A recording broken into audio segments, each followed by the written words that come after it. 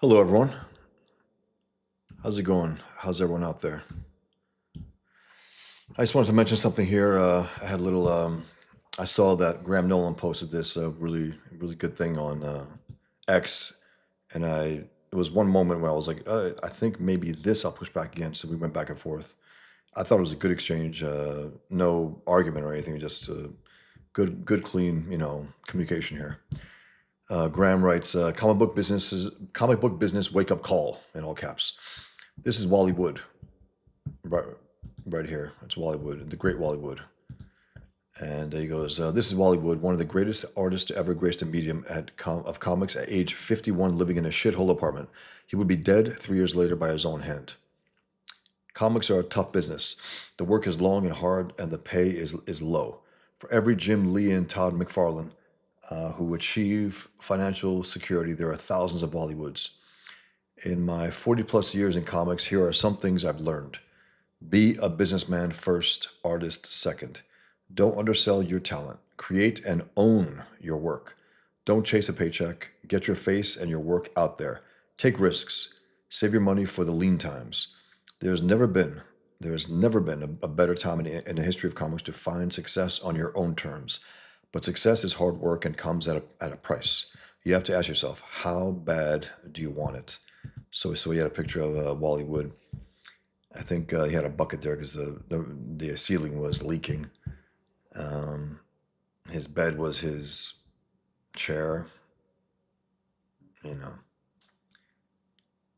It's pretty sad. Yeah, and then here's some samples. It's not a great look, but it's at how damn good he was, and he was damn good. So my first reaction was this. I just said, agree, but I would say that when you're creating your work, you are all artists, and you need to focus on the story. I'm sorry. Okay. You need to focus on the story, the art, and how compelling it is as an end in itself, outside of any other consideration. And when that work is done, and you're ready to send it into the world, then you're a businessman whose focus is getting as many readers, customers as you can. And then Graham says, I disagree slightly. Before you create anything, you should first decide who your audience is and know your market. Once you have that direction, then the creator takes over from the businessman. And my initial reaction is, this is all good. I mean, I'm not looking for trouble here. Hey, John, Stormtrooper Julius Caesar, how's it going, guys? I'm not looking for to make a conflict just for the hell of it. I don't do that. Especially, I like Graham. I like his work. He's a good guy. He's shown me nothing but respect and so on. I just wanted, for myself, it's like I said, understood. But being someone for whom there is no market, a comic book taken on Islam and jihad and Drawing Muhammad, a subject shunned by every comic book publisher, I just need to do my best in the creation stage and then convince people to back it. He goes, again, I slightly disagree. You've sold $12,000 worth of comics in a week. Your market may be niche, but it's there. I said, and I'm glad to have the backers I have, and I hope to earn more.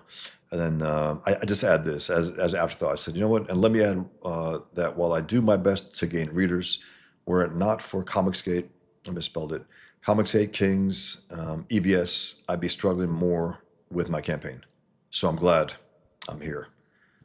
And Inconspicuous Man says, we are glad to, Bosch. Very cool. Yeah, so, it's just, I mean, in this whole thing, the only thing I wanted to convey was, while that's true, the market and all that, in a lot of ways, I mean, this market that I'm in right now, first of all, it's my longtime readers, but also Comicsgate, and also being part of Kings, and also being on Trashcast, and having Ethan take my 4,000 that I earned on that first day on my own, and doubling it, more than doubling it. I think he added $5,000 on his Trashcast when I was on. I wouldn't have got that on my own. And I'm not just, I'm not diminishing myself. No, I know my value. I want to get a lot more. But the point is, that's a reality, that on my own, on that first day, launch day, I was able to do 4,000, a little over 4,000. And while that's good, and even Ethan was like that, that's good. I mean, just for the first thing before I went there. At the same time, guys, it's you guys at Comicsgate. It's there's not a market really in that sense. The market is you guys, Comicsgate. You guys who like good comics, who don't want to see shit out there anymore, who are tired of all this shit. John says, you should never let a market determine the art, in my honest opinion. Yeah, I mean, that's the thing, and that's why I just naturally had a pushback against that, because, you know, Graham may do like genres here, like horror and adventure and stuff. And it's funny, my first book takes place in a restaurant, an underground restaurant in Manhattan, in a single night. What kind of genre is that? I don't know. I just know that's something I wanted to use my experience in the restaurant business, use it as a mini world, good, bad, ugly people all over a society, a mini one, and clash with all this kind of, you know, he's a individualist and artist, and he clashes with them. The Infidel featuring Pigman, what kind of genre? Comic book superhero, I guess. A philosophical thriller, psychological thriller. I don't know. I just know that it's something that compels me to do it. And I will say this: everyone who's read it, I don't think I've gotten any negative response from those who actually read it for the last 15 years since I had my Pigman comics. And I appreciate the hell out of that, because it's not that anyone's doing me a favor. I think they generally like it. And if they didn't like it, they didn't let me know. And usually people don't like it, they do let you know. So there's that aspect. John says, markets determine supply and demand, not creativity. And that's the thing. Also this thing, John. Hamilton, thank you very much, man. Thank you very much. Much appreciated. Were you able to take care of, thanks again, Hamilton. Were you able to take care of the, oh, I guess I put up the new cost, the new shipping cost. So all good. Thanks again. Much appreciated. John says markets determine supply and demand, not creativity. Exactly right. And that's why when I'm in the act of creating, truly, this is true. I'm looking at the paper, whether it's a script, you know, or the drawing, and I'm just thinking, truly, what can I do to make this moment, this scene, as good as it can be, as engaging to the reader, and with a little emotional content in there. How can I grab them? That's it. And ultimately, that's what should grab the reader in the marketplace. That's what should. Excellent, Hamilton. Thank you very much. Indeed, it was cheaper to ship to Kanakistan than previously. Awesome. I really appreciate the backing, guys, John and Hamilton and everyone. Truly, thank you very much, guys. And you know what? I'm also honored by the fact that some of you who actually bought the 3 copies of The Infidel featuring Pigman are still backing this. That's much appreciated. Very much so. So thanks a lot, guys. Those who just popped in, I'm just discussing this one thing that Graham Nolan wrote, and it's very good. I just had this instant pushback in a respectful way. I like Graham, I respect him, I like his work and all that. I got no problem. I just wanted to say about these little details in terms of, I truly don't think, I mean, because guys, you know, just think of it this way. If I was thinking about the marketplace and as a businessman, do you think I would have said, you know, guys, I'm going to take on Islam and jihad in as an explicit manner as possible, because that's what the market wants. That's not what the market wants, but I will say this about my work. That's what it needs, in a sense where there's a vacuum there for this kind of work. There's a true vacuum. There is no comic book that takes on Islam and jihad and has Muhammad cartoons in it as well, which it will, and it does in a stealth way. You know, when Pigman is grabbing a guy with a beard, that is Muhammad. That's in a dream sequence, but it's not explicitly spelled out. But the point is that if I were to do that, I probably wouldn't have done Table for One, my first graphic novel, which garnered me a Eisner nomination. That's a big deal to me. Right out of the gate, big deal. Love Eisner. I think he's great. I think in terms of a model for cartoonists, for serious cartoonists, hands down the greatest model, period. The guy did everything: comic strips and comics and comic books and then graphic novels and even military stuff he did for a while. And he was willing to go out there organize his thoughts on the subject of drawing and writing and making comics and making us think about it in different ways and better ways. Comics and sequential art. That one, I got 3 or 4 books of his, and they were very helpful, very helpful. And he has such an organic way of style. You see some of those comics they did in there, wild. The It's incredible. By the way, guys, how's the sound? I had to put on the air conditioner today, and it's popping off here and there, but it's in the entire place. But let me know if that's affecting the sound here. I would appreciate it if you let me know. Thanks, guys. Thanks again, Hamilton. Much appreciated. Thank you. John says, with that kind of thinking, there would be no innovation. Who wanted to buy a television before TVs existed? That's a thing, it's a little, and that's why I had this impulse to just say, okay, I agree. All that was good, definitely. At the same time, you gotta go, you are an artist, and Graham's an artist, and you have to do those things that you need to do. It's like, you have a story to tell? Fuck the market, ultimately. You need to tell that story and do it the best you can. You can, from that, build a market. You can actually bring okay. Before Harry Potter, there's a vacuum of sorcerer type children books out there. No, something that J.K. Rowling say, you know what? This is what I'm interested in. I want to do this, and I will do it the best I can. What happens? A phenomenon. A phenomenon. Teenage Mutant Ninja Turtles. Something that was a little Ronin, a little Daredevil from Frank Miller's early stuff, and it's fun. X-Men, mutants, right? Ninjas, all that. I don't think the market was like, you know what, we need a comic book of the Teenage Mutant Ninja Turtles, and it's guys. They had some fun, whether they were whether they thought it was the greatest idea. It's fun, and it worked. I actually drew them. I think I showed you guys in an early live stream. I drew the turtles with Rucka Rucka Ali. I incorporated him into the cover of issue 1. It was fun to draw because I don't think I've ever drawn him before.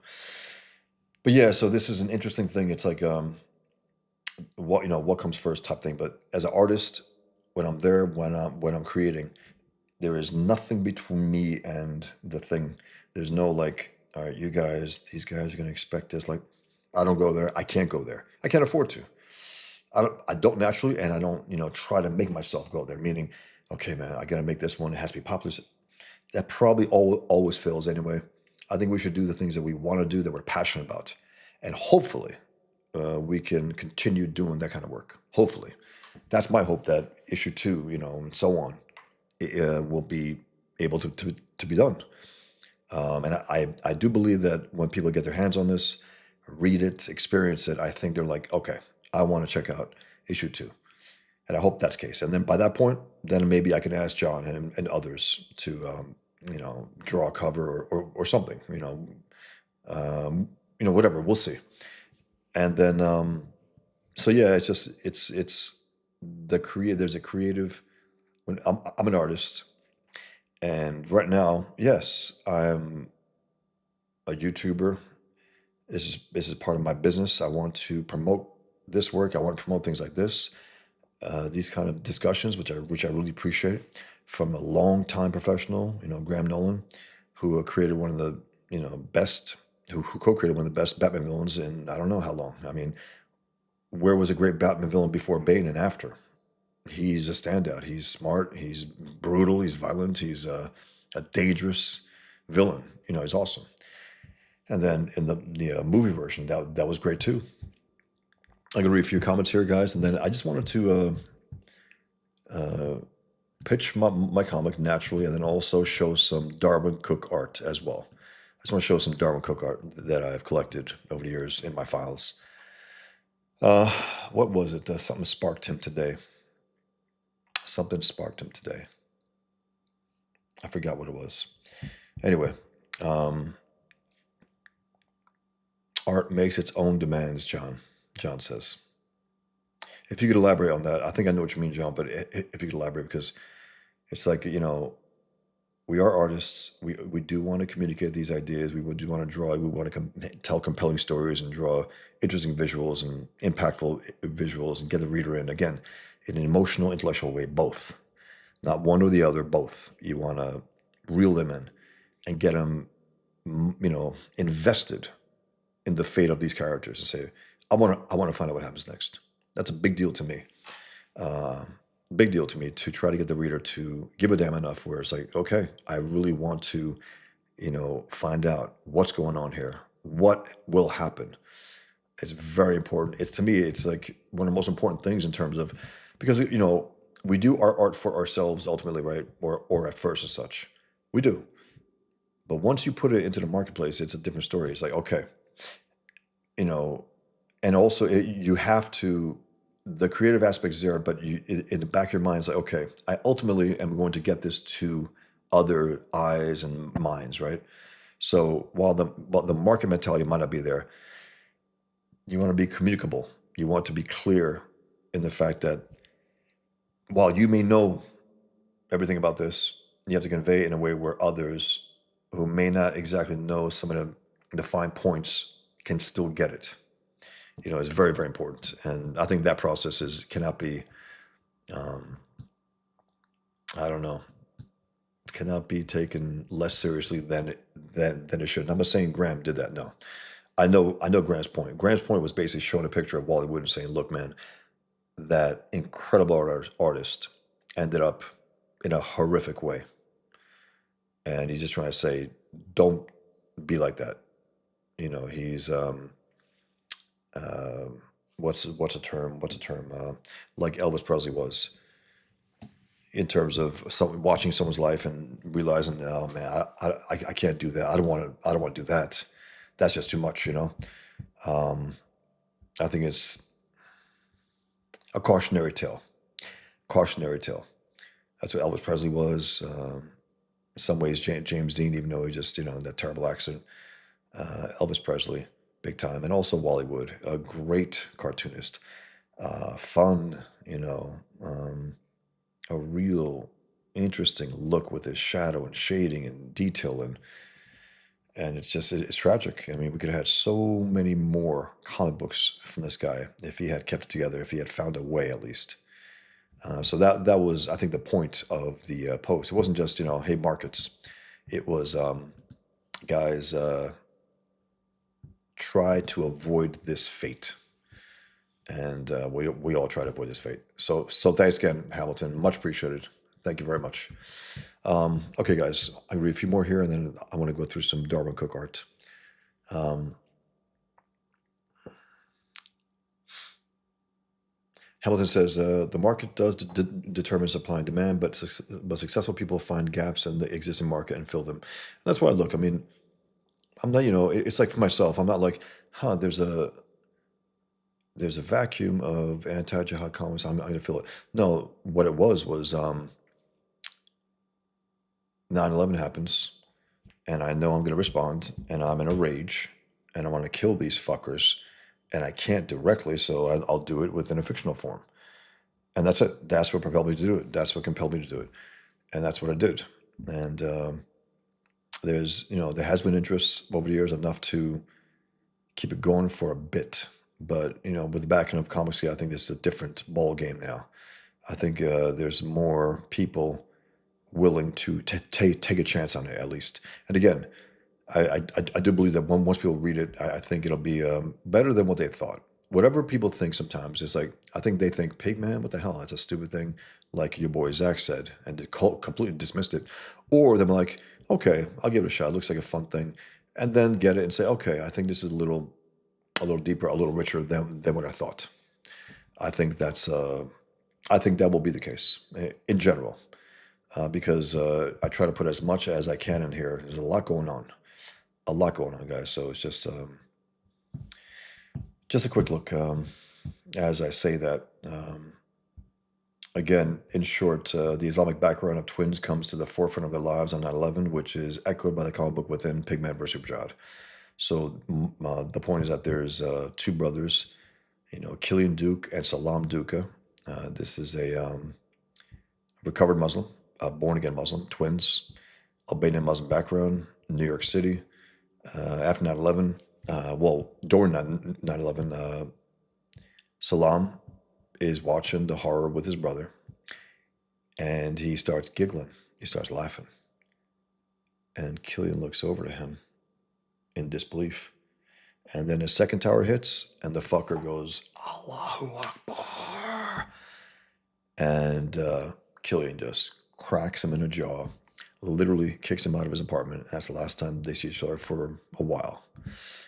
And then Killian creates the comic book superhero, Pigman, ex-Muslim like him, fighting jihad, has been writing against it for years with his friend Muhammad. Both guys are co-writing these books against Islam and jihad. 9/11 hits. A similar thing, more dramatic though, because they're at ground zero at that time. You're not just watching it on the television. And when the second tower gets hit, Frank looks and he says, Islam, jihad, that's it. And Muhammad drops to his knees and says, Allahu Akbar. He's back as a Muslim. He was an apostate. He left, and his life hasn't been going too well, let's just say. So he was vulnerable to being taken in again. So yeah, it's and then again, both worlds go back and forth. They echo each other. The things that happen there, somewhat happened there. It's not exactly, but they go on. He goes on debates. Killian and Frank Warner, Pigman goes on debates, television, and so on.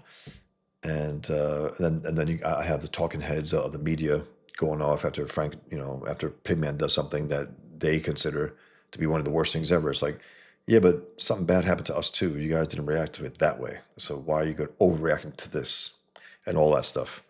And then I bring in, Obama in there as well. And at a certain point, Trump is gonna come in there as well. That's gonna be interesting because I have some. I think I have some interesting ways that I'm going to go about that because a number of years pass after a certain point, and it looks like they lose. It looks like the good guys lose at one point, and maybe they do. Right? We'll see, guys. We'll see. Okay, Hamilton. I couldn't tell you how the ACL. Okay, thanks. Appreciate it. I got the context, but then again, you just spell it out. So. I tend to lose the context on these comments. Another thing quick. So that's the story in short. It's for the main characters, 2 recovered Muslims, 2 born again Muslims, and something about born again Muslims. They're far more aggressive, far more itching, and to prove how devout they are. Prove that they're going to out jihad this guy and that guy, and they're going to have their harder, deeper prayer scars. I give both Salam and Muhammad prayer scars, which is what Muslims who want to prove to their fellow Muslims, I pray harder than you. Huh? What the hell is yours? It's not about penis size. It's about, prayer scar size. And then I have this cover. I have this one, War Paint. I have this cover where Pigman vows to end jihad. I have the hard index card drawings. I got all 4 covers for 1 pack. I got the digital comic books. I have the Pigman t-shirt with the Pigman symbol, September 11. I have another, this is a War Paint, but it's a print, 11 by 14. I have, I want it all pack. I'm going to add something else, guys. I've been going back and forth on a few things. I mentioned the flip book, and I'm thinking I'm going to put it on there as another reward, just for now, and see how that goes. I'm curious. This is a trading card I just added a few days ago. Also, I was asked to add this, so this is pretty cool. Okay, it's grown a little bit by bit. Good, guys. I definitely will be doing it, I believe now, which is awesome. I want more. I always want more. I want more readers. I want more backers. I want this to propel me to like rocket fuel me to issue 2. That's what I really want.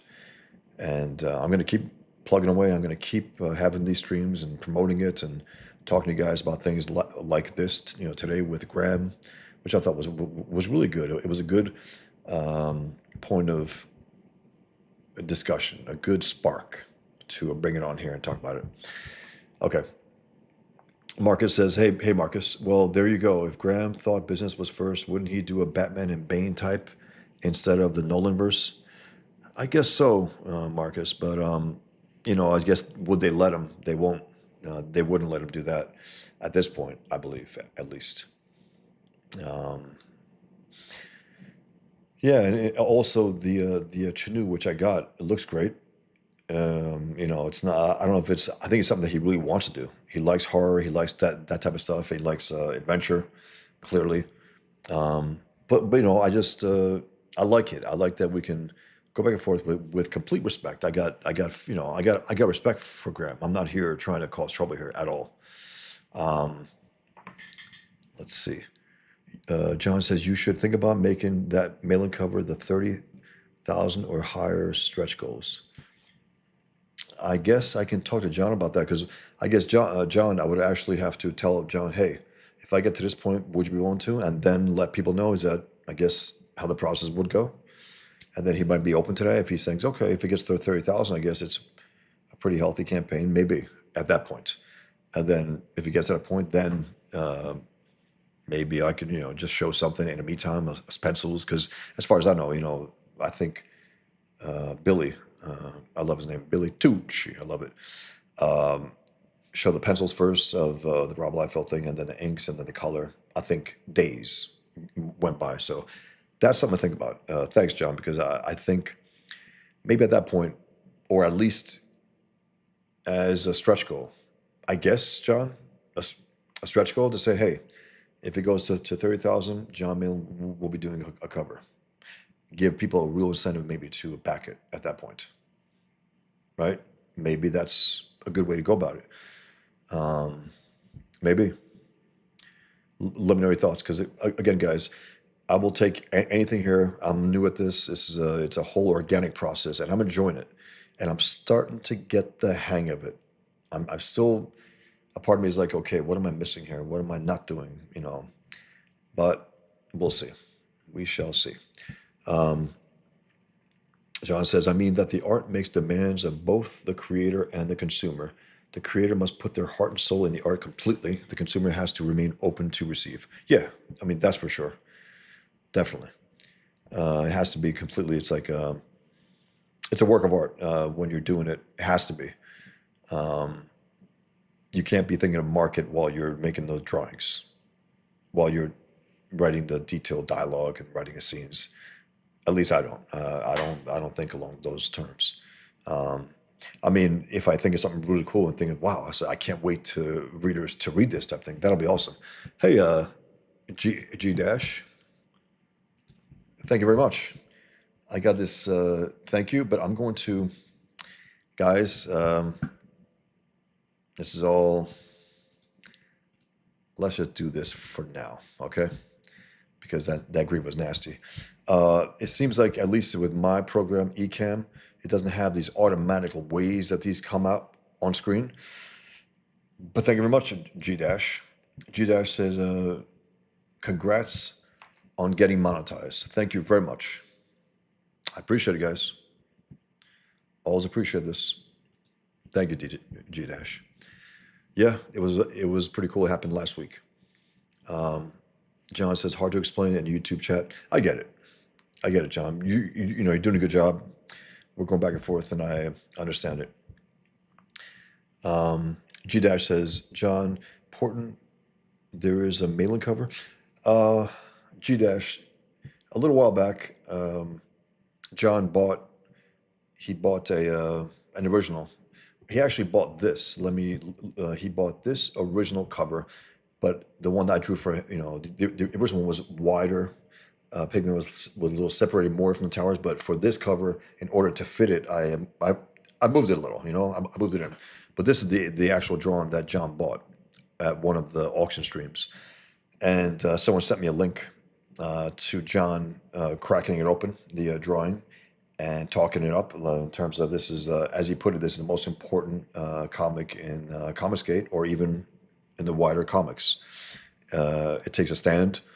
And then he said that he wants to draw Pigman and maybe send it my way. He goes, if Bosch would even want it. So I said, John, I tagged him. I said, would I want it? I would love to see your interpretation of a Pigman. I get a kick out of it every time I see an artist do it. I got like half a dozen at least people who just sent me it, and I love it. The last one that I saw was E.J. Morgus, which was fantastic. Completely his own version, but it's clearly Pigman, and it looks ferocious, like a big beast. It's awesome.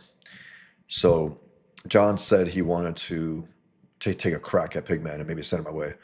But besides that, I think I'm going to have to take some initiative and maybe do what John suggested, and maybe make that. I guess John would be a stretch goal maybe for backers to give them a little more incentive to back it. So therefore, when I get to 30, then it's locked in. But of course, I have to I have to run it by John to see if he would be even open to it. I think he is, but I just want to get it official on record.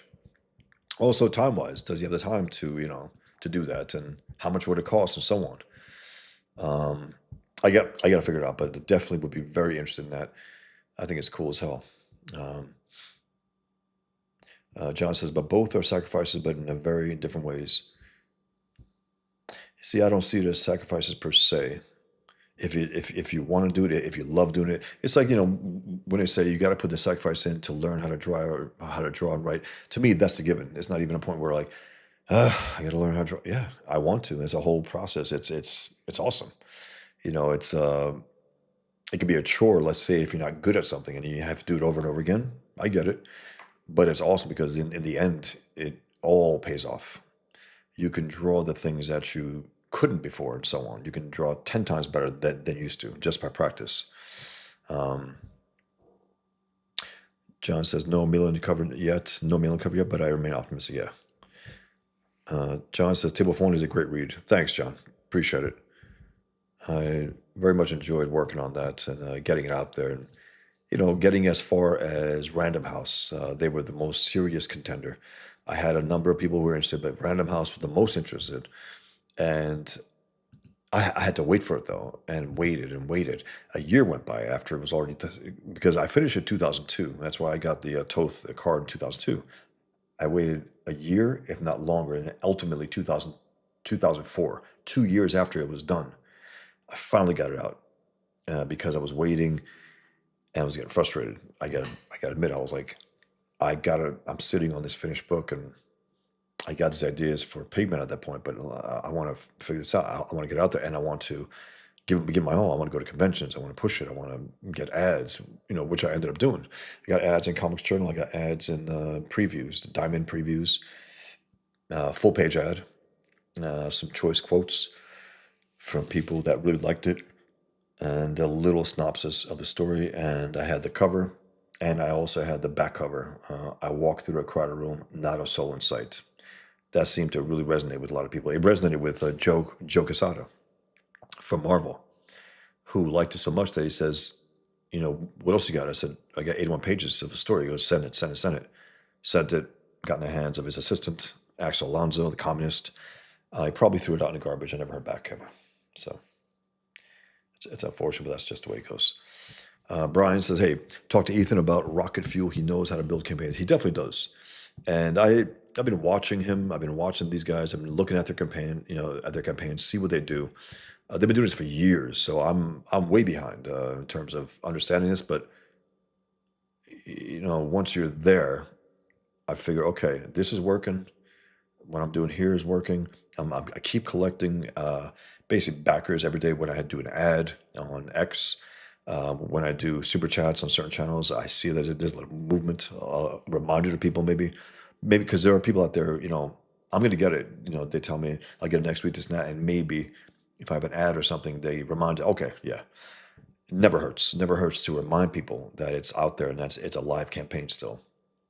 It's very important. So yeah, Brian, I might even bug Ethan at one point, just send me an email and just say, look, if you were me, you have this particular type of comic. How would you run this campaign? I mean, meaning what would you do? What would you add on the tiers, on the rewards, stretch goals, and so on? Uh, I'd be curious, asking very specific stuff because, as I do this, I'm like, okay, well, how can I do it better? What can I do to bring in more backers, more people who might be on the fence? It's important to try to get as many as I can because again, I want to make this as good as can be and as big as can be, and hopefully get it out there. Marcus says, my point was that Graham does just what he wants like an artist first. I love his comics myself. Yeah, he does do what he wants. Okay, that's what you meant. Sorry. He does do what he wants. And he does well. So it's not necessarily the marketplace that I think motivates his. I think he loves certain things and he does them. And I think he was thinking in terms of wasting of Wally Wood. I'm thinking he's thinking of what do you call it? The mainstream and what happened to him. I think that's what he may have been talking about. But then he also used that to talk about there's never been a better time to make it on your own terms. And he's absolutely right about that. Um, the crowdfunding aspect, Comicsgate, it's a whole different ball game that wasn't here necessarily before. And even when it was here, I was still on the outskirts, thinking, not even thinking about it, actually, just saying, well, this is what I do type thing. It's like I should have opened up a little, maybe said, oh, I should consider that. Just never really thought about it in that way. Should have. Probably gotten here earlier, but I'm glad I'm here now. I'm just glad I'm here. Hail, Lux, Ocean View Refugee, CG, grab an oar. Love that.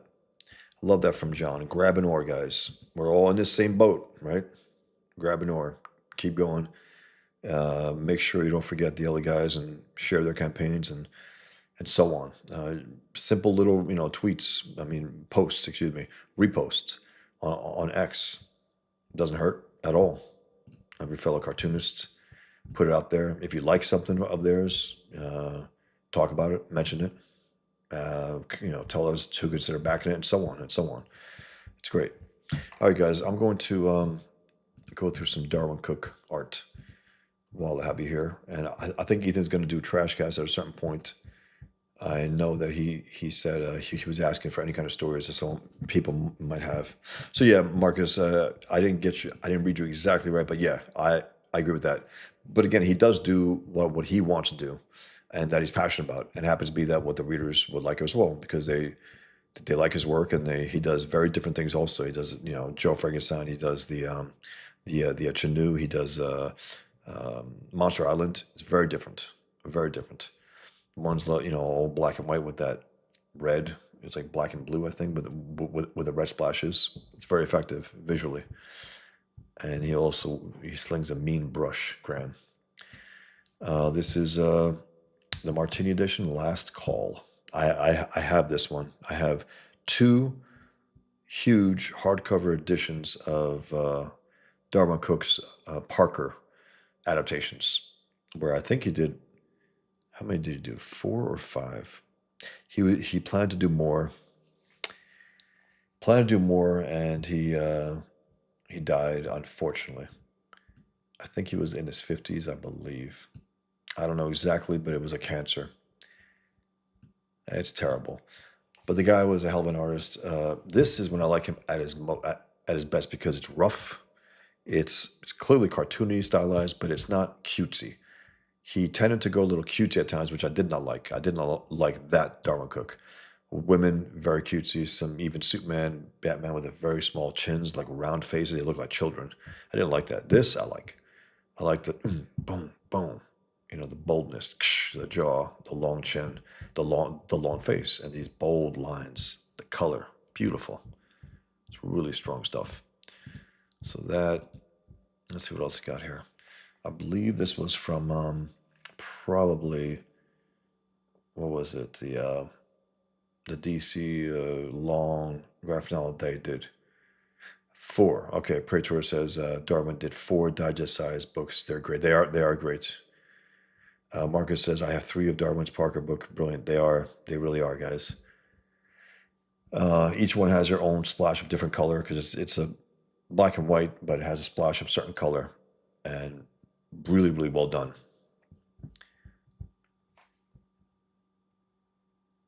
Okay. First of all, thank you very much, DJ Great Mix. You've been very kind. Thank you with your super chats. Thank you very much.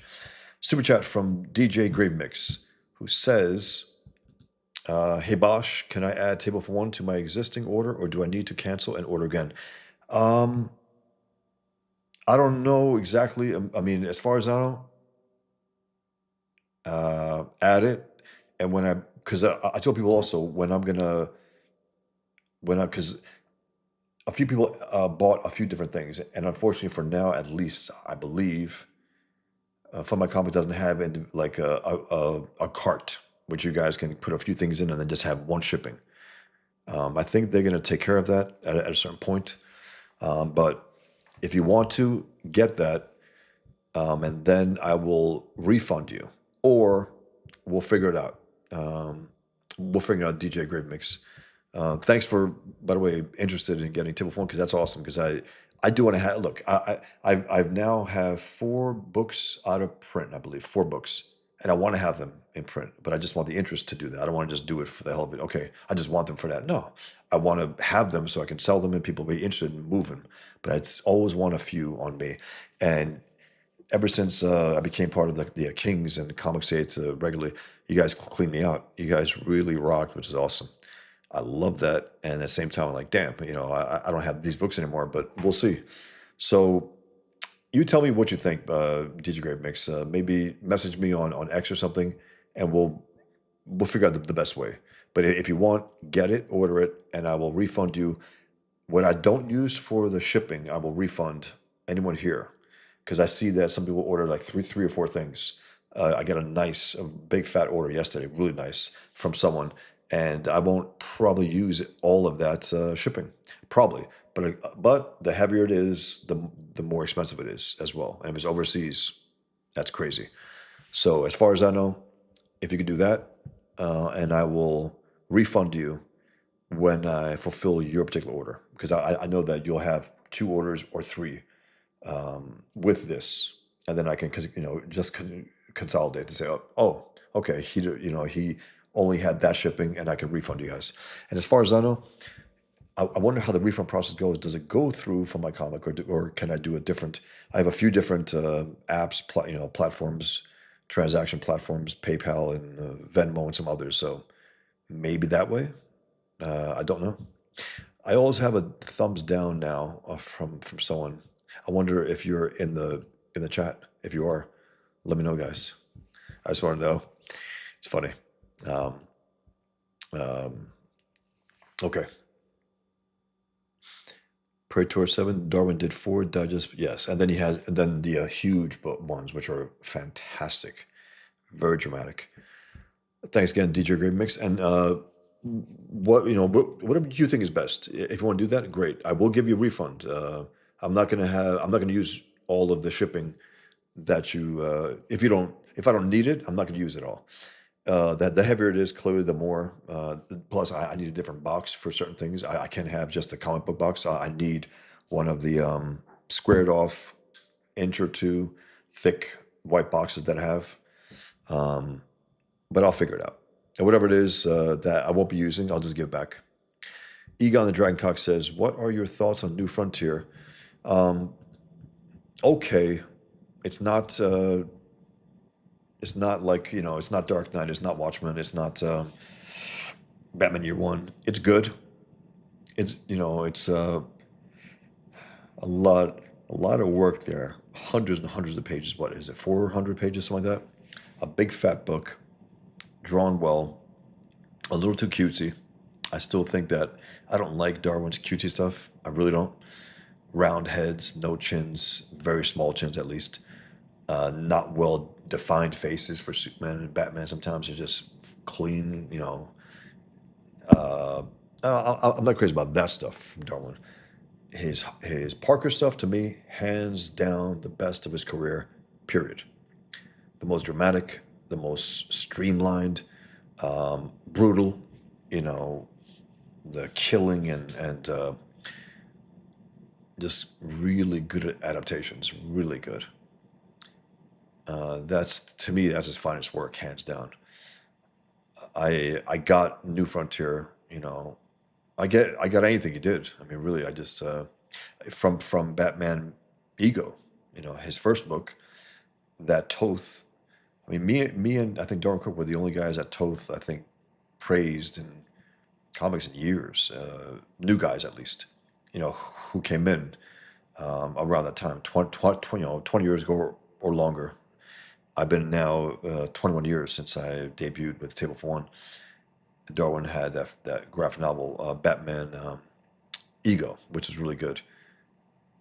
Um, the Parker novels are, to me, his finest work, and that's why I have the huge editions, the gallery edition, they call it, I think. It's like the absolute editions, is what they are. They're big and they're beautiful. And some of those drawings and back that he added, incredible. Relatively. You know what? Let me grab one, guys. Give me 1 second.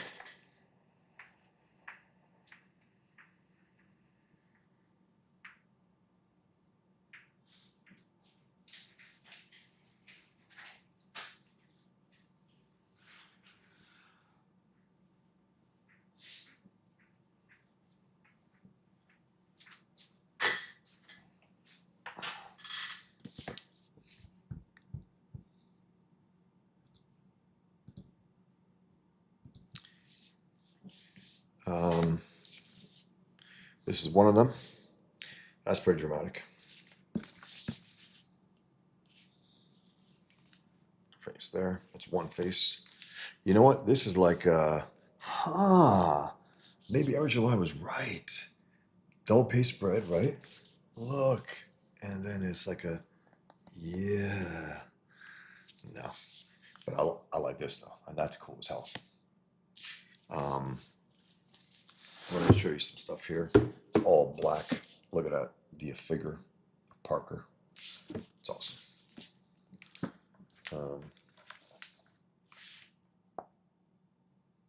It's great work, guys. Just beautiful work.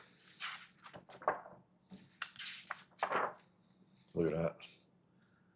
That is awesome. The Martini edition.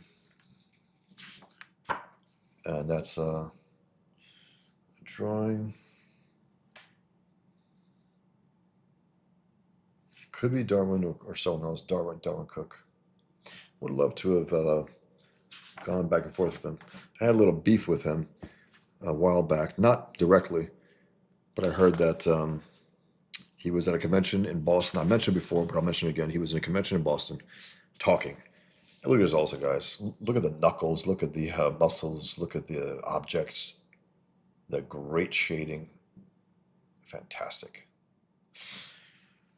He was at a convention in Boston at a panel, I guess, for him. And he mentioned that one of his dream projects, if not his dream project, was adapting The Fountainhead by Ayn Rand. Something that, if you may know, I like to announce it at a certain point. Let me say that. And he said something along the lines of he wants to see it as a big coffee table book.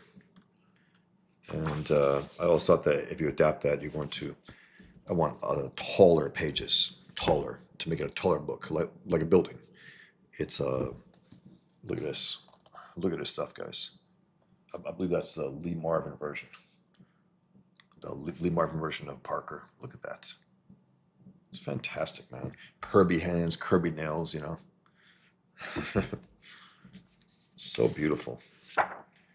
You know, look at this. Jack Palance, Darwyn Cooke's version, because he drew all of the characters that were loosely based on Parker or were actually based on Parker. Lee Marvin, look at that. And of course, you know, just quick, you know, he went, this is his, you know, the interiors. It's great. And each of those chapters got, like, this got like a yellowish tint. This got blue. And I'll show you a few more of these and then Look at this. Look at that beauty. Look at that guy. It's awesome. Such fine work. He was an advertising artist, and I think he was sick of it. I think, if I remember correctly, I don't know if he used a term, but the idea was that it was soul destroying. So he needed, and he was older at that point. He was 30s or even older, and got into comics late. Look at this. Robert Duvall, I guess, played a version of Parker. They weren't always called Parker in the movies, but they were loosely based on it. Whether it was a rights issue, I don't know. Something. And look at this stuff. Mazzucchelli style. He was very representational at times. Very, oh man, the Limey guys. Have you seen the Limey? That's also based on Parker. The Limey, Terrence Stamp. It's so good. So good. You guys got to watch it. I got the special edition. Look at this, Michael Caine. He also played a version of Parker. It's great, great, great likeness, great stylization. Chow Yun-fat, I guess, played a version as well.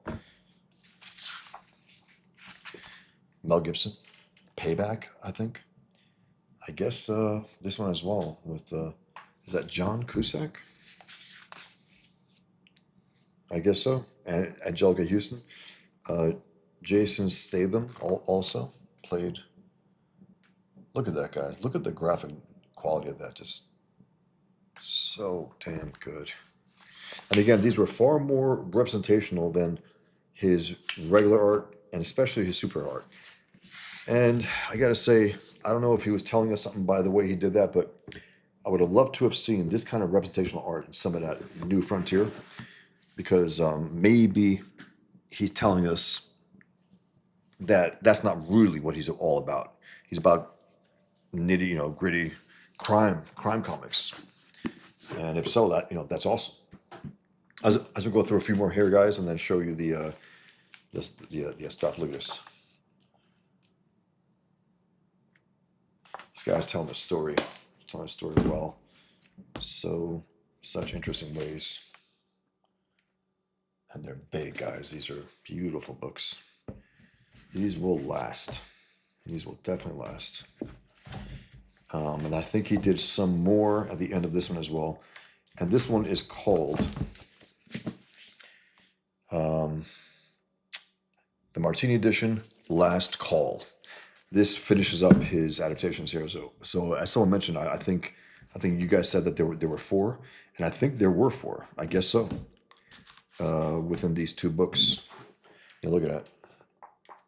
The black on that page, fantastic. He didn't get too cutesy in these. He got cutesy in New Frontier, and by cutesy, I think you guys know what I mean. I might have some images from New Frontier that I can explain what I'm talking about. These were not cutesy. These were hard-boiled, really well drawn. Let me show you these. These are fantastic, guys. Am I showing too much? Should I be showing? I don't know. Maybe. I'm not showing everything, clearly. Let me just do a few choice showings here. And I gotta say, he showed us early stuff.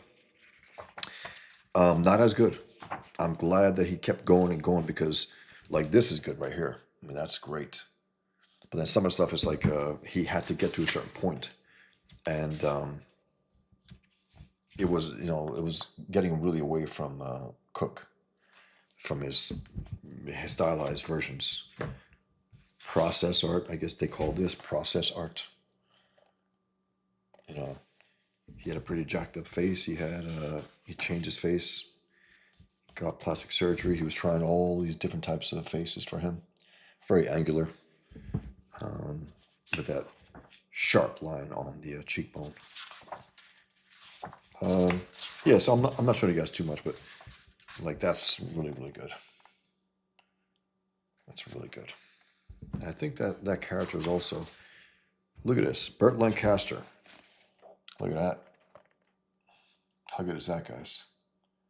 catches him completely and stylized. Steve McQueen. Maybe one of Couch's Play movie, was it based on Parker? It's possible. I don't know. That's a great Steve McQueen. Drew him very, very rough. Look at look at that profile. That is strong stuff. And again, very representational. Very representational. Very different than what he normally did. You got from there to there. He put in the work. He really put in the work. It's a big time loss, man. Big time loss for a guy like this to go out that early. To have that ability and that passion to do this type of work, and to adapt, novels. I mean, I've had to do it twice now, and it's very. You got to be committed. You got to love it. You have to. It's a lot of work. If you don't love it, it is work at that point. Let me go back to some of the Darwyn Cooke stuff, and then I'm going to read more of your comments, guys. This is a little cutesy for me, even though in the book itself, here at least you got Clark Kent with a bigger jaw, like a lantern jaw. You got Bruce Wayne with a bigger jaw. Sometimes you see the stuff in New Frontier, and that is fantastic. That's beautiful. Will Eisner's, thanks again, DJ Greenmix. Will Eisner's spirit. It's awesome. It has a complete spirit of Will Eisner's spirit, and with the shadow and shade of Darwyn Cooke, and everything looks just absolutely gorgeous. Absolutely gorgeous. So yeah, Egon, not crazy about it. The art's good, but the art's like, it looks like children sometimes. Like the Flash is running around. He looks like a kid. He looks like a kid. It's funny.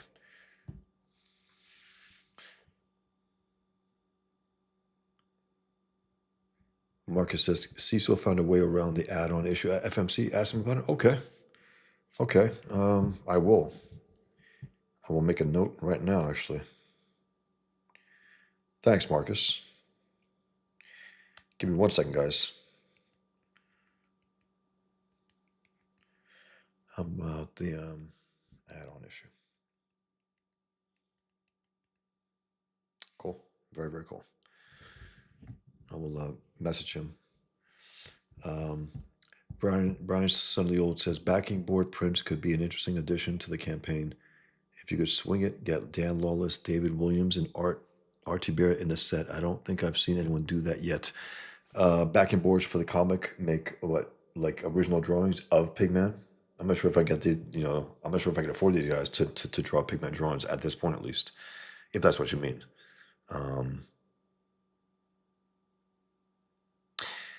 And do you mean, Brian, suddenly backing boards for the comic, but make them drawing backing boards? I mean, what I could do also, if anyone wants to pay extra, make a sketch of Pigman on the backing board, away from the comic on the other side of it. Of course, that could be something, interesting. It has to be a sketch. It can't be a full-blown drawing, or else I'll be, to fulfill those things will take a lot more than it would necessarily. DJ Grave Mix, okay, I'll order separately. Maybe DJ Grave Mix, but I will check out what Cecil's did regarding that. I'm curious. So there isn't a cart that you guys could put that there? Praetor says, I like new Frontier. I want to love it. Yeah. The art is great, but I'm not the biggest fan of the last third of the story. Yeah, and also, I gotta say, politicians are politicians. I don't care if you think they're great. Their words are very, even like, better ones, like Reagan and Trump now. There are writers that do that. It's not their words necessarily. And quoting JFK at the last thing over and over again, it's like, he is a politician. There's someone else out there who could say what you're trying to say better than that. He's just a damn politician. Hey, Grey Wolf. Comic books and cahoots. Darwyn Cooke was a massive talent, absolutely was, and he did it all. You know, wrote pencil, ink, letter, color. He did it all. M. Sandwich, Hale Bosch. Have you read Scud, the Disposable Assassin? I know that comic. Independent comic. I can see the visual, the symbol in a corner, like a circle.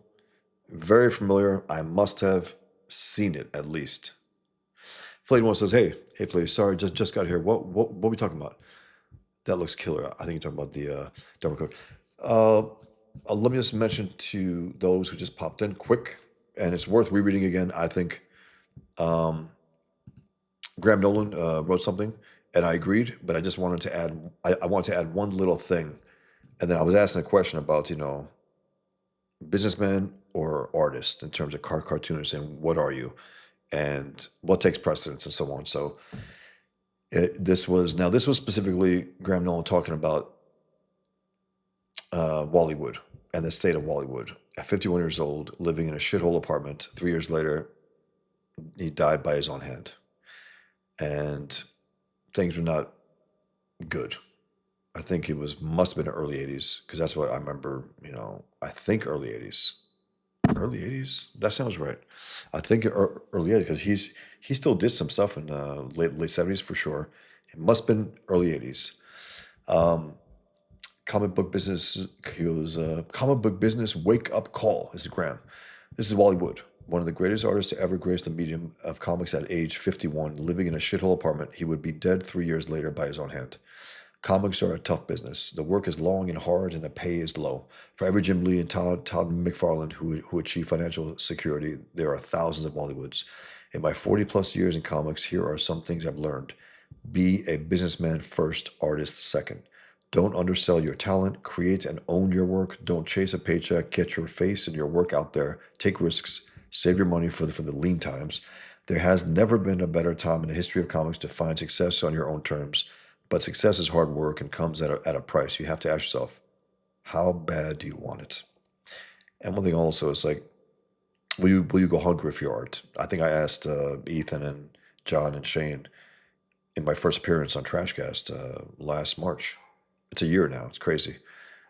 We were talking about something, and I think I was talking about how much I appreciated Ethan's willingness to call shit, meaning the Rippaverse, willing to do it and get all the shit for it. And I said, this guy comes in his 30s or mid 30s, whatever it is, nothing to do with comics until he looks at, I think, Ethan and sees his campaign and said, I can monetize my audience. And would he go hungry to make comics? No, he wouldn't. I've gone hungry. I think these guys must have gone hungry.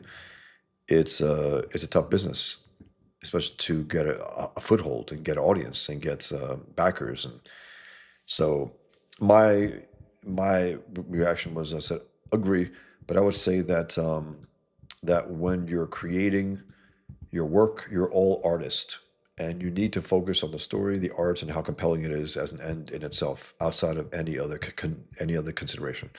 And when that work is done and you're ready to send it into the world, then you're a businessman whose focus is getting as many readers, customers as you can. And then Graham says, I disagree slightly. Before you create anything, you should first decide who your audience is and know your market. Once you have that direction, then the creator takes over from the businessman. And this is all good back and forth. I got no animosity, zero. I just wanted to mention it because I was like, maybe I said, while you're creating, you're definitely an artist. You're not thinking about the business aspect. At least I'm not. I'm totally dedicated to this. Is how interesting can I make this? How compelling, how engaging, and so on. And then when I'm done, then I go here with you guys on these streams, promote my work, and try to get backers and give you guys good reasons to consider it. Not just directly. I'm not going to be Pigman always. I can't do that. I gotta read things like this, which I enjoy. I gotta show you Darwyn Cooke's art. I enjoy this stuff. I love it. And then of course I'll remind you guys about my campaign. If you're on the fence, I definitely want to remind you guys. I keep hitting this mic. Sorry. I just want to keep it close to me so I hear no complaints. I don't want to hear any complaints. I want you guys to be as clear as can be. I got too many. Well deserved. I thought I had a decent mic. Clearly not. Clearly not. I got one of the better ones. I think one of you guys said when you find out what kind I have, you're like, whoa, okay. You went all out. It's the Shure MV7 Plus. Uh, so far, so good. So then I said, understood. After Graham said that, I said, understood. But being someone for whom there is no market, a comic book taken on Islam and Jihad and Draw Muhammad, a subject shunned by every comic book publisher, I just need to do my best in the creative stage and then convince people to back it. And Graham says, again, I slightly disagree. You've sold $12,000 worth of comics in a week. Your market may be niche, but it's there. I said, and I'm glad to have the backers I have, and I hope to earn more. And then I just added this. And let me add that while I do my best to gain backers, were it not for Comicsgate, which I misspelled, sorry guys, King's, EBS, and I'd be struggling to more with my campaign. So I'm glad I'm here. And Inconspicuous Man, right? So we are glad to, Bosch. Thanks. Thank you, Inconspicuous Man. And yeah, because look, that first day, the opening, I was able to get it up to $4,000 on my own, stream. And then I went on Ethan's stream and he got me up to 5,000. So it jumped to not 9,000. And so I've been able to at least push that up to 3,000 more since, for the last week. And I'm very pleased. I want it more though. I definitely want it more. And I want incentives. I want maybe some stretch goals that we were talking about before. But I like this stuff. I like Graham posting that as a cautionary tale for another backer. Thank you very much, man. Whoever out there, who's ever out there, maybe they're here. Thank you very much. That's awesome. Maybe it was you, DJ Great Mix, for the table for one, even though it looks like it's more money than it was earlier. So thank you very much, man. Much appreciated, guys. Yeah, I do have Table for One. It's my first graphic novel. Alex Toth loved it. Sent me this incredible, beautifully handwritten postcard praising it. And I asked him if I could use the blurb a year later. He goes, yeah, sure, no problem, which was great. Very, very kind of him to do that, because I know Ditko would not give me any blurb. We had corresponded. He liked Table for One. He liked propaganda. And I asked him if he's willing to maybe say so publicly. He goes, no, because that's an appeal to authority. And I said, well, not necessarily if you actually like it. And I'm an upcoming artist, and maybe it would help me. So he refused. But I think he was wrong in terms of what I was doing, because Rand had no hesitation giving blurbs to books that she liked, to Leonard Peikoff and anyone else. She had no hesitation. She wrote a forward to a Victor Hugo novel, I think 93, and so on. So thank you very much, man. DJ Great Mix, I believe it was you, but it looks like it's more than it was earlier. So that's very, very, very cool. Thanks, guys. So Praetor 7 says, I like New Frontier. I want to love it. Same here. That's what I felt. And again, I got every single issue. It's a beautiful work, the kind of work I really react to, respond to, where it's story, and it's relatively simple, but bold and chunky. Those thick, chunky lines. I love that stuff. About heroes, noble heroes. Darwyn Cooke mentioned every so often how dark and ugly most heroes were, most superhero comics were, and pissed off at people like Frank Miller for doing certain things. And I think when Frank Miller had Black Canary something and Batman having sex, I believe, and then another one who was cursing, someone was cursing out, and anyway, it was things like, it was a printing error. It showed what wasn't supposed to be shown, and he was pissed off at that stuff.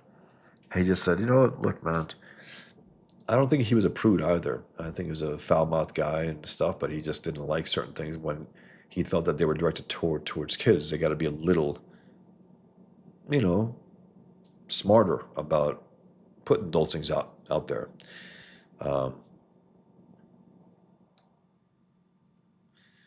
Marcus says Gene Colan based his Dracula on Jack Palance. Yeah, I think you mentioned that the other day. I think, Marcus, that's interesting. If I look at it, I didn't see that necessarily when I saw, but I probably, if I look at it again, probably, yeah. Okay, DJ Gray Miss says, I've sent you a DM on X with a screenshot of 3 contributions. I figured that contribution numbers would help. They sure as hell did, and thank you very much again. And DJ Gray Mix and others. I'm going to ask Cecil about this because Marcus said that Cecil, he figured it out. And I will give you guys refunds if I don't use the funds towards that, because there's no reason why you should pay more for those things. Again, it will cost more, and we'll see in the end what it adds up to. Because again, if you order a number of things, I'll have to get the boxes, not just the Gemini comic book boxes. I'll have to get more, and also for T-shirts and such as well.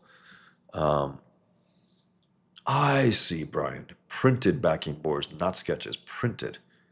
Is that something that printers do? Like, I could ask my printer, hey, could I add drawings to?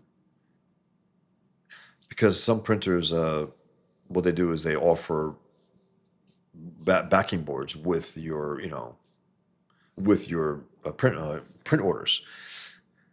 Interesting, Brian. I haven't seen that before. I got all of the. Okay, I haven't gotten, I don't think yet, books that I back from Comicsgate. I haven't gotten them from directly yet from the creators. I've gotten them on eBay. I got them after the fact in the secondary market. So if anyone does that, I haven't seen it yet, but that sounds really cool. It's a good way to add value to that package, even just to the packaging itself. It's pretty cool. Sean Allen says, congrats on the book. Did you read Preacher? I did. Back in the 90s, it seemed very relevant. It was great. I remember I was in Barnes Noble years ago, and I'm always in the comic book area, the section. And they were bigger back in the day. Now it's like dominated by manga. You got a whole entire section. You have maybe 2 or 3 shelves now with graphic novels. That's just the way it is. When you're not doing as well, when the books aren't as high quality, okay, it should be a thing where people need to step up and realize, okay, guys, we have to compete here.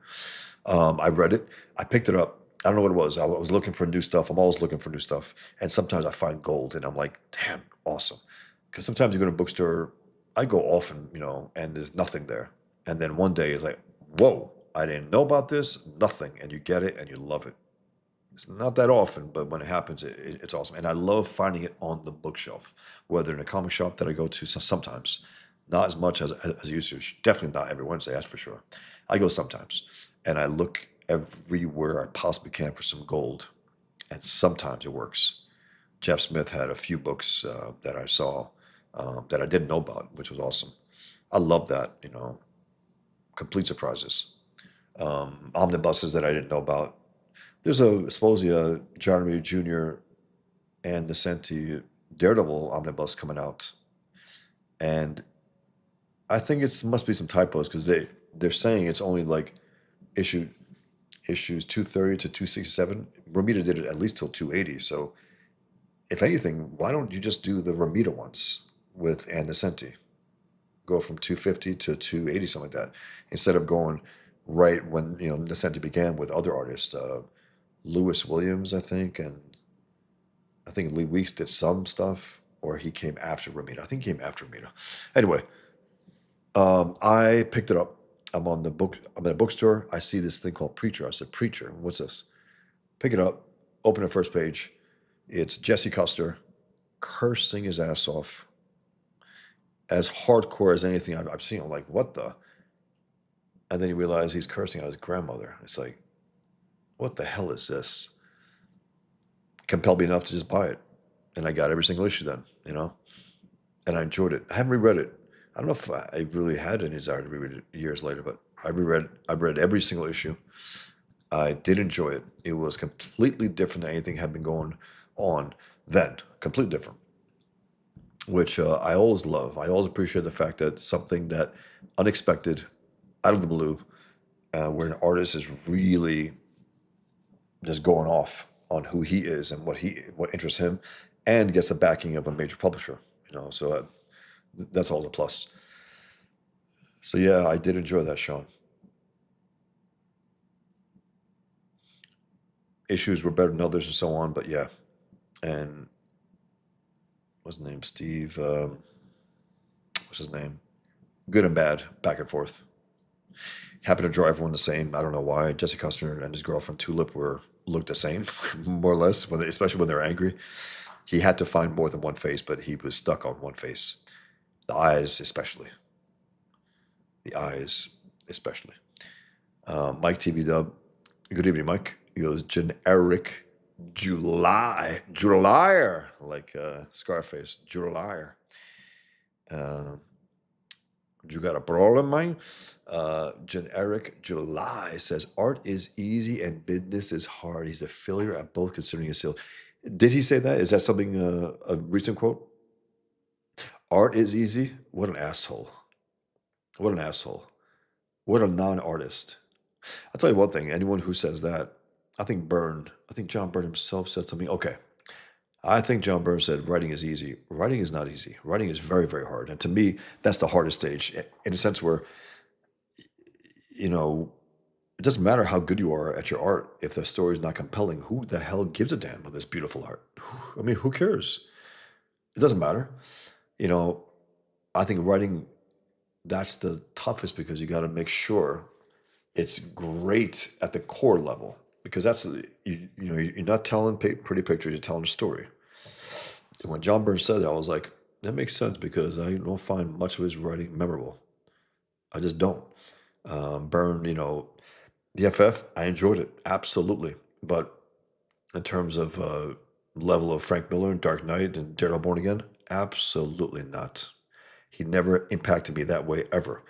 But I enjoyed it thoroughly as an entertaining adventure story with a family in FF. That's good stuff. Is that an old quote, Mike TVW, or is that something new that he said? Because I know he put a video out there about, what is it, Riververse sucks? I think Riververse Comics sucks. He was trying to lash out at people who, I guess, trash his stuff. And his latest cope is to say, yeah, you don't like this one, then you might like that one. It's like, no, no, no, no. It's one universe. It's like, this is your ideas. This is your stories. And whether you got other people drawing it and writing it and stuff, it's still at its core, it's not good. It's not good. Me, I will never say, well, if you don't like Table 20, you might like The Infidel. If you don't like Infidel, you might like Table. No, it's me. It's different, clearly. But I'm just trying to, it's going to be as high, of a high quality that I want to engage you guys, regardless of the subject matter, regardless of how, it's one takes place in restaurant, one takes place across the world, one takes place in New York City and across the world, fighting jihad, ideologically and on the battlefield, culturally, politically, and all that. Um, Mike TBW says a devoted fan base will only support an ego for so much and so far. Yeah, I just don't think he has an ego in this sense. And I always push back, even when Ethan says his stuff. I said, I don't think he has a healthy ego. I don't think he has an ego that's worthwhile, because he always has to try to pump it up. He always has to try to validate himself in these videos. A guy with an ego wouldn't have to do that. He knows his stuff is good.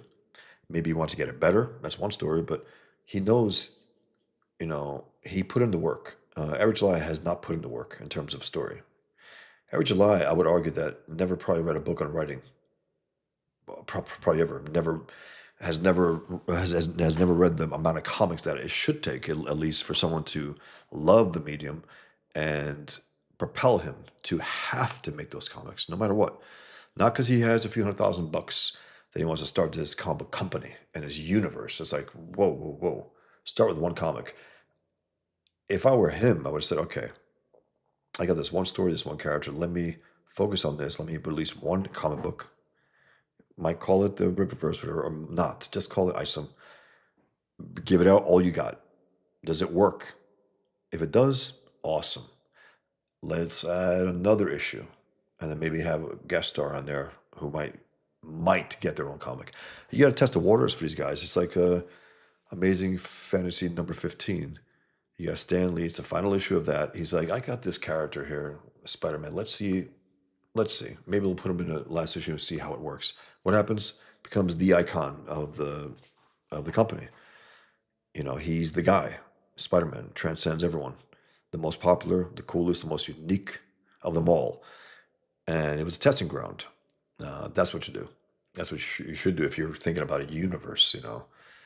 The idea is ambitious, but the execution, you had to match it, and it didn't. It didn't. Rotax Hippie says Bosch has one of the best voices in CG, so a good mic is important. No homo. That's funny. Thanks. Appreciate it. Um, Sometimes, yeah, I get those compliments. That's really cool. I do appreciate it. Thank you. Yeah, I want to make sure because I think I had a bad mic before, and this one, from what I gather, pretty rock solid. And I was asking people out there. I think one or two of you guys on X mentioned this one, or one along one. I think this one though. Yeah, I think one of you guys did, and I looked, and it happened to be a really really good one. Veined says it's volume one. What do you mean veined? About what? Sean Allen says that's great to know regarding. Okay, preacher. Yeah, blew me away. I mean, again, I'm looking for something. Always looking for something. Even the art instruction areas. Always is there a nugget here? Is there something new? A new way of showing it, teaching it? I'm looking. I can always get better. Always. I mean, to this day, it's like it never stops the learning, and it shouldn't stop. I mean, the day that stops me trying to get better, I might as well just pack it in. It's like I want to get better and better and better. And I'm doing certain things now where it's fairly detailed layouts, more than layouts actually, because I'm basically drawing the entire thing with the lettering and stuff in this section before I transfer it to huge sheets. But I know that I'm going to go back and focus on one aspect of this story, which will require me going through a number of books. So I'm doing a shorthand of certain things. In the meantime, just to lay it there, just to put something on paper. But I know that I'll be going back for at least maybe a month or two. I'll be looking through these massive books that I got to study these certain things and get the hang of it and say, okay, while I'm not a professional in that particular field, I think I may be able to know enough, learn enough to be proficient in at least, conveying that, okay, it looks like you did some thought there and some interesting stuff. So it's important. Grey Wolf says, I'm doing the writing and the drawing, and both are far from easy. Absolutely, Grey Wolf. Both are tough, but to say one's easier, one's not. No, first of all, they both have their difficulties.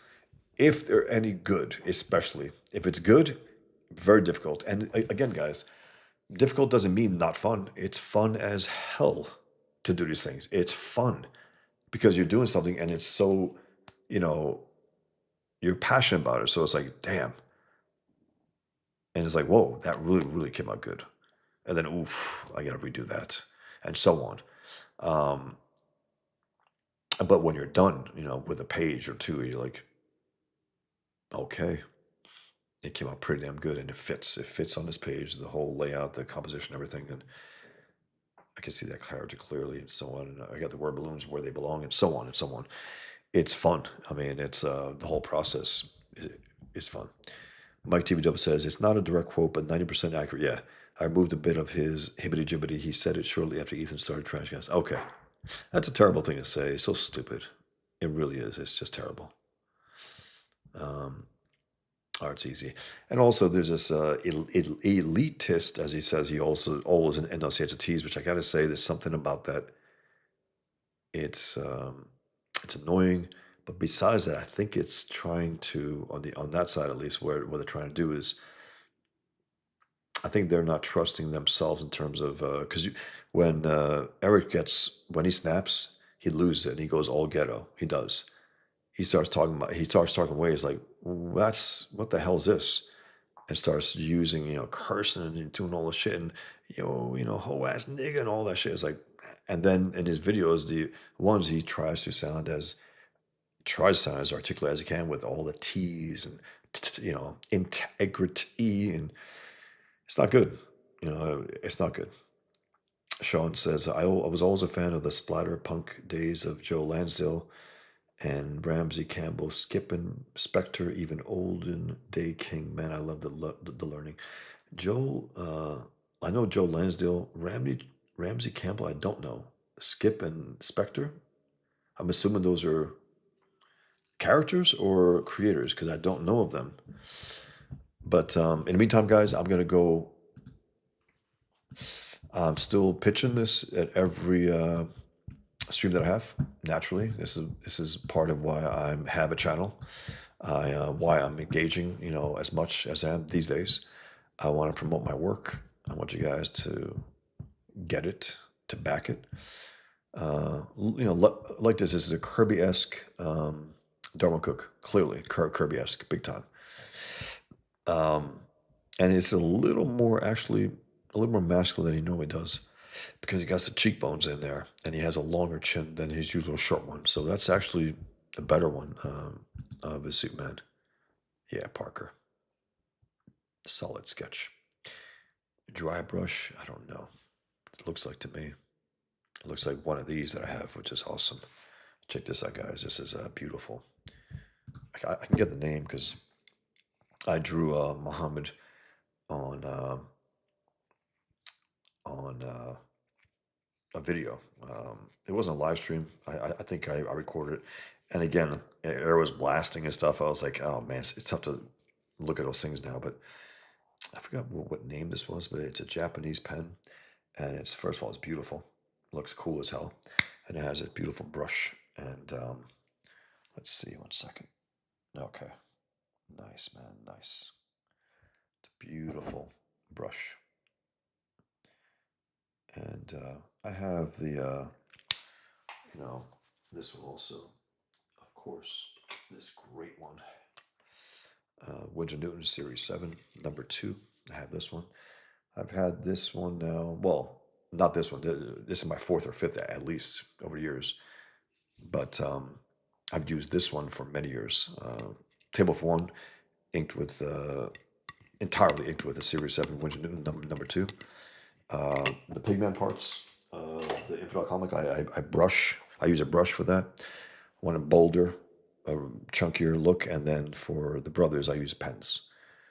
Yeah, it's just to differentiate the two worlds. Yeah, so no more comments for now, guys. But thank you for being here. I'm still gonna go through this. Maybe you guys come back. I'm assuming Ethan maybe started his stream. Is that the case? Probably. I'm assuming. Let's see. Excuse me. Let's see.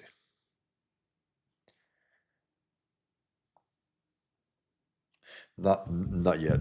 I think he did say he's gonna do it tonight though. So I'm looking forward to that as well. I'm gonna check it out. I think it's been a few days since a trash cast.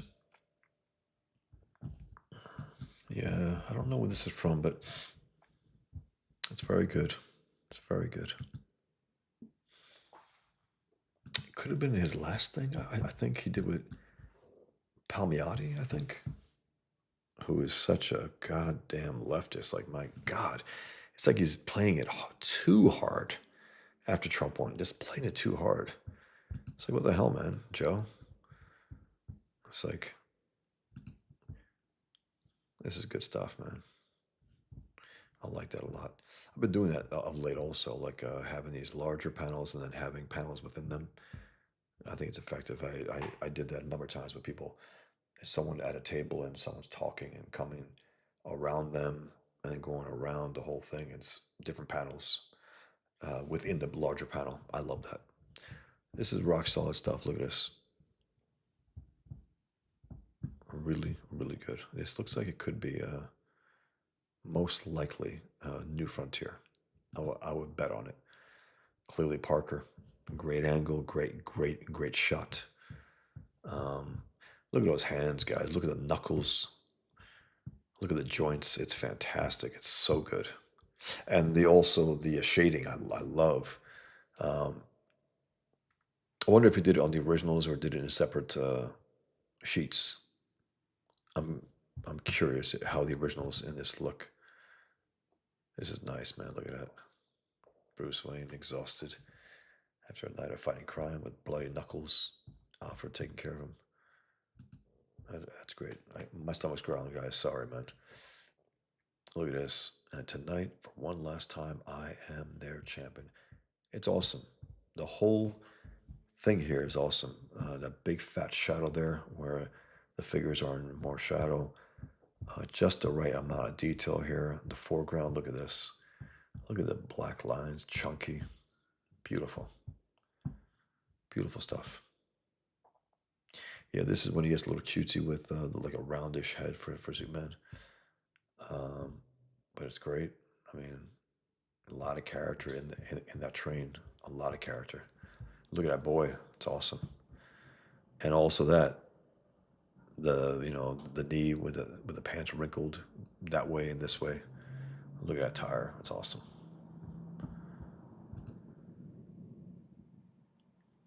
I don't know where some of these are from. I don't know. Covers, I guess. I guess he did covers for a bit as well.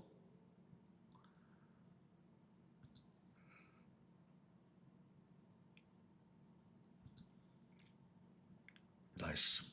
He also did that graphic novel with art. Bosch Business Stream. I just wanted to bring to your attention my little exchange with Graham Nolan. No hard feelings, no, not even a bell, not even a real disagreement. I agree with the bulk of it. I just wanted to mention the fact that, in terms of market, I don't think of that when I'm writing and drawing. When I'm creating, I really don't. I do the things that I want to do. I write and draw the stories that I really want to, market or not. Whether there's a market or not. And from my work, there is no market. In a lot of ways, I've cornered the market that doesn't exist, which is drawing Muhammad cartoons and writing and drawing against Islam and Jihad. There is no market there, but I'm still going to do it, and hopefully get enough readers where I can continue the series. Look at this. I wonder what this is from. These are long shots here. I don't know where. Long shots. This looks like it's from New Frontier, but I'm not 100% sure. Hitfix? Darwyn Hitfix? It's good, man. Look at that. The steamy. Great color, too. If it's Dave Stewart, he's great. Dave Stewart's a great colorist. Look at that. That is fun as hell. Look at that. Look at the chunky lines of that tire, even. It's really good. I mean, great, great, great stuff. That should have begun, but I guess without the lettering, the title. You can see the full piece here, which is awesome. Great stuff, man. Great chunky inks.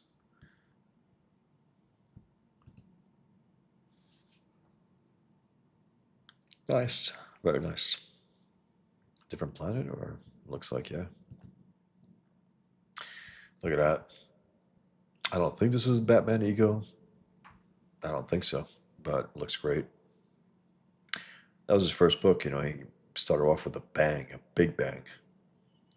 His first DC book, at least. I think he had done a graphic novel. It was okay. It's funny, so far I haven't seen too much of a cutesy look that I've been talking about. And maybe it's not in my files because I don't like that look necessarily. There is that. Great shot, man. Great placement of the characters. Very, very dramatic. Great perspective. It's all good.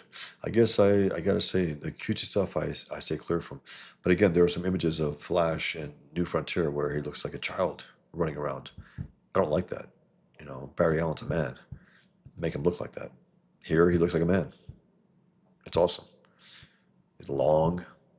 The anatomy's there. The proportion is clearly there, and that's what sometimes he doesn't convey too much at times. Even that He-Man is a little too lean for my taste in terms of what He-Man is supposed to look like. It's good drawn, but still, it's great stuff, man. The chunky stuff here. This is great. I mean, look at this.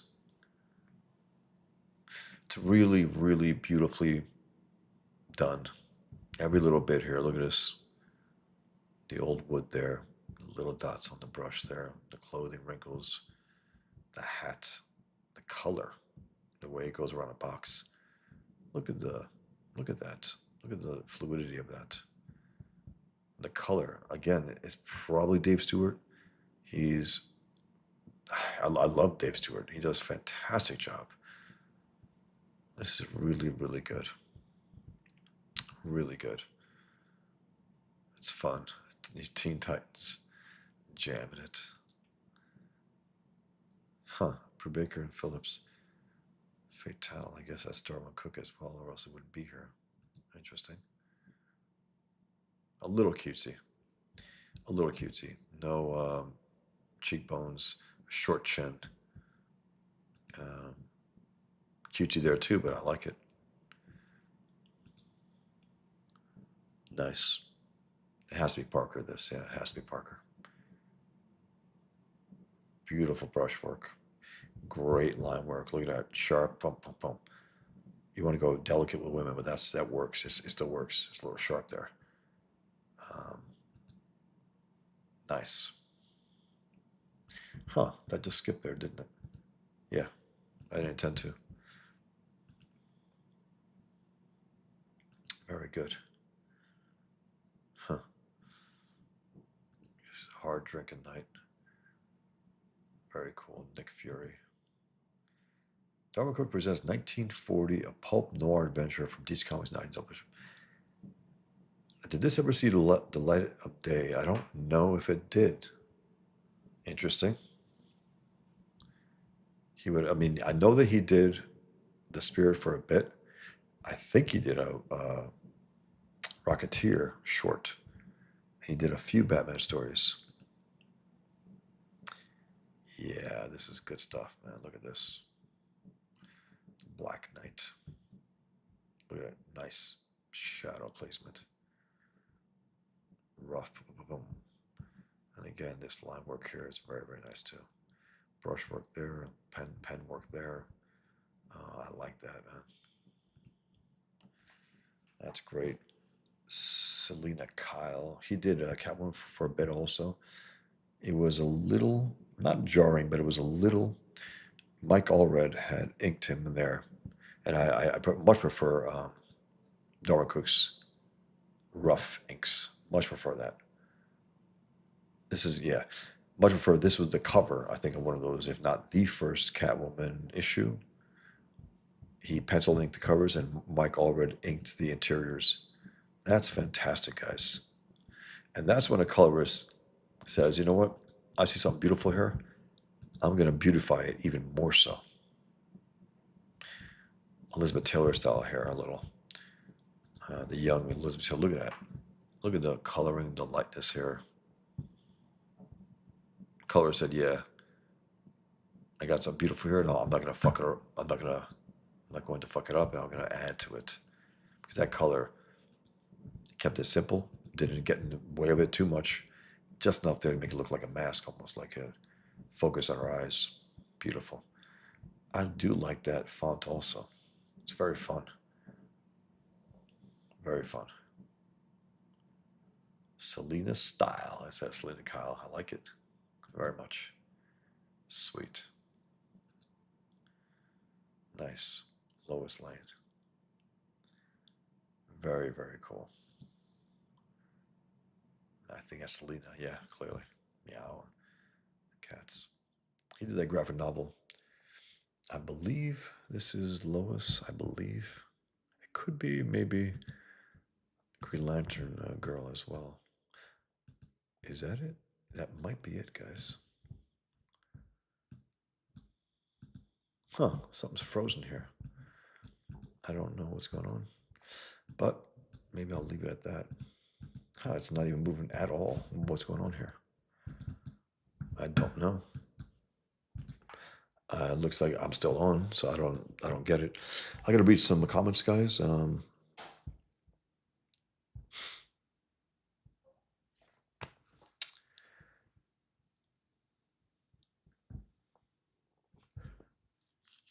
Sean Allen says that this is my favorite brush. It's had 4 new handles and 5 new brushes. Yeah. You're talking about the Winsor Newton or this one? This is a great way just to go for, I guess, rougher sketches, and sometimes just to fill up a little more of the page. I got these little cartridges that come there as well. I got a backup of 4 or 5, I think. You just pop them in there, and you can tell when you're done when it just gets it starts becoming like a dry brush, which I love. I like to hold on to that as much as I can. That dry brush quality, it's awesome. Mike TBW says Ethan typically starts around 9 or 10 Eastern to counter Yellow Flash's flashcast show. Right. Okay. Trash Can Conductor says I really like to just leave the New Frontier animated movie. I think I saw it as well. I think I did. Sean says awesome. Bosh business stream again. Yeah. Sean Allen says, why does that conjure up images of Michael Caine? You're talking about the Darwyn Cooke Michael Caine drawing that he did, or something else? Art says saw that. Always interesting to have respected conversations on non-subject, varied opinions, and CG over it. Yeah, I love it. And again, I wasn't looking for trouble or anything. I just said agree, but I had to mention the fact that when I'm focused on I'm an artist, and when I'm creating, I'm all artist. When I send that out into the world, then I'm a businessman at that point, and that's my focus. But I can still discuss in terms of arts and artistry as I do this as well. Even when I'm talking about this, with you guys here. I'm gonna do something here. I don't know what happened here. It froze completely. It just doesn't move. But that's okay. I can get onto it at all time. And I'm going to get going also. I'm going to read a few more comments, guys, and then I'll get going. My stomach's growling. I definitely got to get going. I got to get some heat. Sean Allen says, those chunky tires are on a template faux show. Possible, yeah. Looks fantastic, regardless. Rot. I got to get it right. Rotax hippie. Square edge tires won't work on a motorcycle. Travis Parrick says the Cal art style. Are we talking about Darwyn Cooke? The simple art style? Egon the Dragon Cock says, I love the use of negative space on the money in that Parker pick. Yeah, Mike TB I heard of that. I was there when they were discussing it. It could have been on Billy's launch for his latest She. Could have been on that one. Because they were discussing it. Both Billy Tucci and Ethan, who knew Darwyn personally, said he'd be CG if he was alive. Wouldn't that be a thing? Wouldn't that be something? His wife says otherwise. Mike TBW says she's an avowed lefty, so no matter.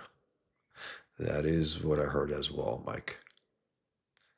Sean Allen said like an anti-hijab. Maybe it's about one of the Darwyn Cooke's drawings you were talking about, or the light, where only the light's there and it's not actually covered. Mike Hunt says cartoonists tend to be terrible businessmen. There is that. There is that. But regardless, we have to be. We have to be. And I think they always try to delegate to others and stuff, and I don't think that's smart. I just don't think so. I think you're gonna have to step it up and do that.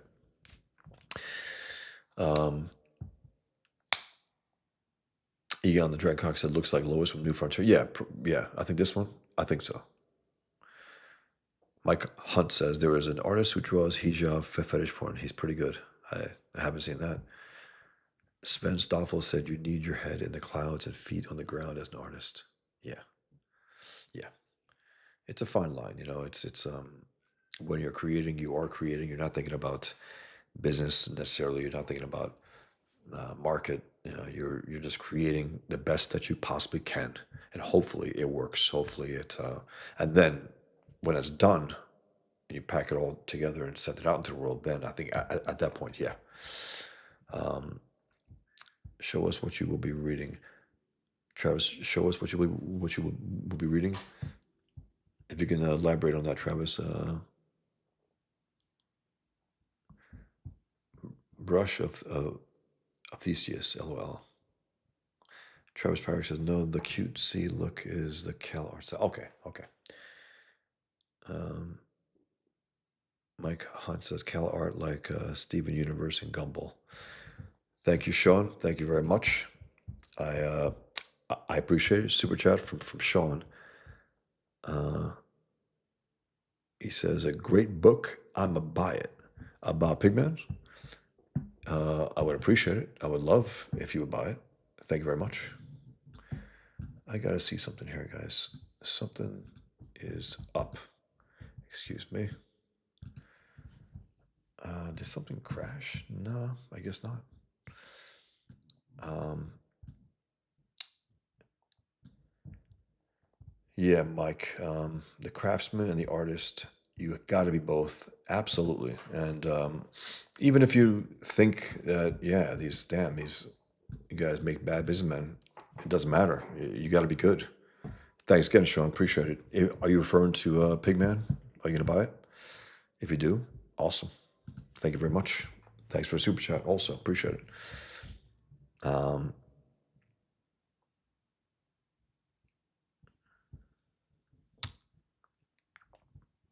show us what you'll be reading. Travis Parrish says, "Sorry, the books you're going to read after your show." I'm going to get some food after this. Actually, my stomach's growling now. Um, I'm definitely gonna do that. But yeah, I've been rereading Ragnarok by Walt Simonson. His new Norse mythology epic, which is very different than his original Thor run and great. And there's no drop in quality. The guy's as good as he's ever been. He's fantastic. But guys, I'm gonna get going. You guys take care. You be well. And again, if you guys want to, unless you guys got something right here, if you want to keep me on, throw some questions because I don't happen here in terms of the art, in terms of the Darwyn Cooke, but I'll figure it out later. One last pitch, guys. If you're on the fence, if you're interested in this is Pigman #1. The Islamic background of twins comes in the forefront of their lives on 9/11, which is echoed by the comic book within Pigman vs. Superchild. This is my long-time superhero comic book being relaunched in the Comicsgate with the backing of CG, Comicsgate Kings, and I just want to be part of this whole thing. And I was asked, okay, what do you got? Because Ethan was basically saying, if you're gonna be here, maybe you want to make some comic, and I said definitely. I think maybe Pigman. I'll just relaunch it and finish it. This time, get it to issue 6, finish it up. This is the first cover, cover 1. This is cover 2, cover 3, cover 4. I got the interiors. It's at Fund My Comic. You can check it out there. I have Pigman hard index card drawings. I have 4 covers available as one, in one, I guess, reward. Excuse me. I have digital copies of Pigman as well for overseas readers and just for readers who just don't even care to have a comic. They just like reading. My Pigman symbol T-shirt. I think it's a very simple one, and also it's something that's I think it's striking enough where you might get interest. Like, what is that? And to tell you, it's September 11th.